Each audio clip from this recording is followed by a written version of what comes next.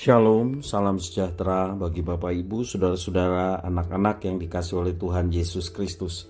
Jumpa kembali bersama saya Pendeta Eka di dalam renungan firman Tuhan pada hari ini, hari Jumat 3 Juni 2022. Sukacita dan damai sejahtera dari Tuhan Yesus Kristus kiranya menyertai kehidupan kita sekalian. Puji nama Tuhan.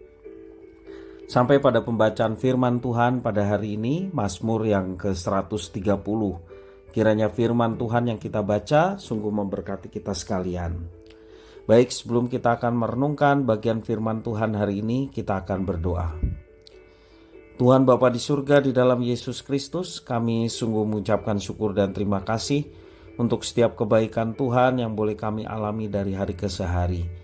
Kami mau terus memperdengarkan hati pikiran kami kebenaran firman Tuhan. Engkau yang memampukan bukan saja untuk kami memahaminya, tetapi kami dapat menerapkannya dalam hidup kami. Terima kasih Bapa, terpujilah namamu. Demi nama Tuhan Yesus Kristus, kami sudah berdoa dan bersyukur. Haleluya. Amin. Mazmur 130. Nyanyian ziarah. Dari jurang yang dalam aku berseru kepadamu ya Tuhan. Tuhan, dengarkanlah suaraku. Biarlah telingamu menaruh perhatian kepada suara permohonanku. Jika engkau ya Tuhan mengingat-ingat kesalahan-kesalahan, Tuhan, siapakah yang dapat tahan? Tetapi padamu ada pengampunan, supaya engkau ditakuti orang.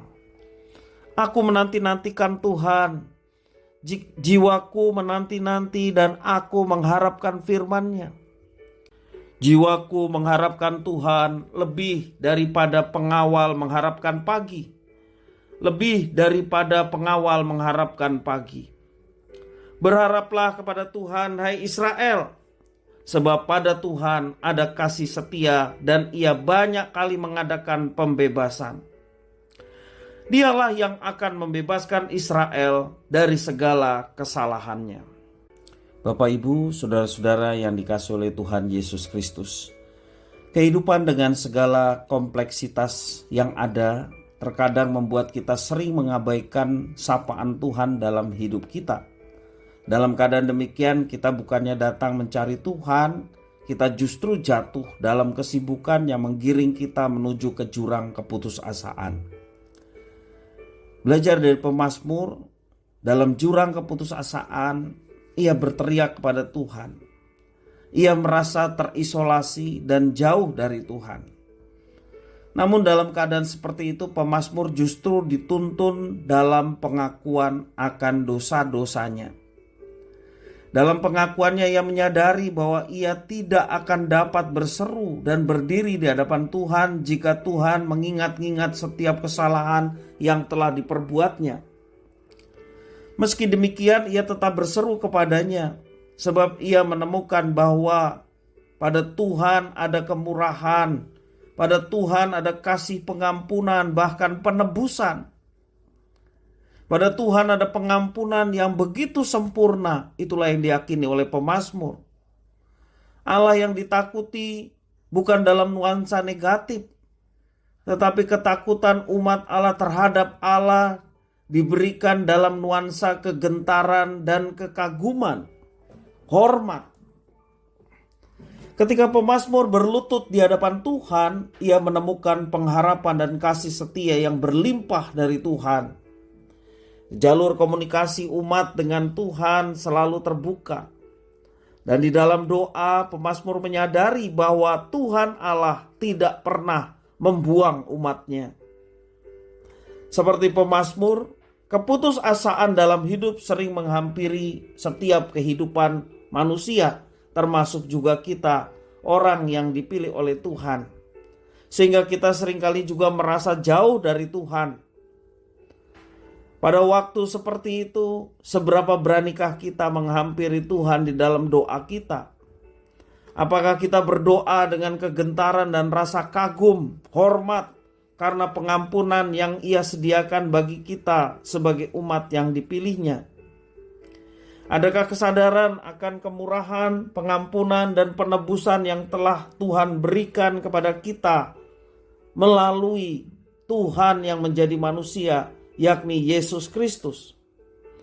Itulah kesadaran yang semestinya terus kita tanamkan di dalam diri kita, sehingga kita mengagumi akan pengampunan Tuhan yang sedemikian besar di dalam Yesus Kristus bagi setiap orang yang menerimanya dan datang kepadanya boleh mengalami itu semua.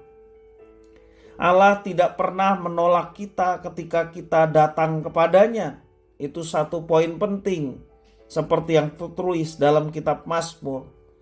Seberapapun dahsyatnya dia, seberapapun kekuatan murkanya yang tidak bisa dibendung oleh apapun, tetapi dia Allah yang maha kasih dan tidak pernah menolak ketika kita menyadari akan keberdosaan kita dan kita datang kepadanya. Dia tidak pernah mengingat-ingat kesalahan, sebab kesalahan dan dosa kita telah dipakukannya di kayu salib. Itulah yang dia perbuat untuk mengampuni, untuk menebus kita. Bapak ibu saudara-saudara yang dikasihi oleh Tuhan, doa merupakan sarana komunikasi yang terus terbuka bagi umat Tuhan di dalam Yesus Kristus. Firman Tuhan berkata bahwa jika kita mengaku dosa kita, Ia setia dan adil, dan Ia akan mengampuni serta melepaskan kita dari segala kejahatan kita. Nah Bapak ibu saudara-saudara, kesempatan inilah yang semestinya disadari oleh setiap manusia. Kalau kita menjadikan Yesus sebagai Tuhan dan Juru Selamat, sebagai Tuhan, ada kegentaran akan segala murka terhadap dosa-dosa yang diperbuat oleh manusia. Ada rasa hormat untuk hidup seturut dengan rencana dan kehendaknya. Menjadikan dia juru selamat, ada satu jaminan bahwa dosa kita diampuni dan kita diangkat menjadi anak-anaknya dan menjadi pewaris kerajaan Allah yang telah Tuhan sediakan bagi setiap orang yang percaya.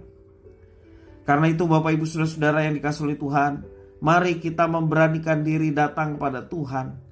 Akuilah Dia, Tuhan yang berkuasa, berdaulat atas segala sesuatu, termasuk kita orang yang berdosa.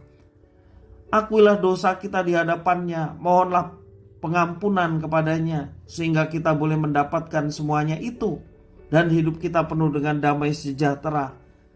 Dan mintalah pimpinan supaya kita tidak berbuat dosa lagi, dan melakukan setiap tindakan seturut rencana dan kehendak Tuhan dalam kehidupan kita setiap hari.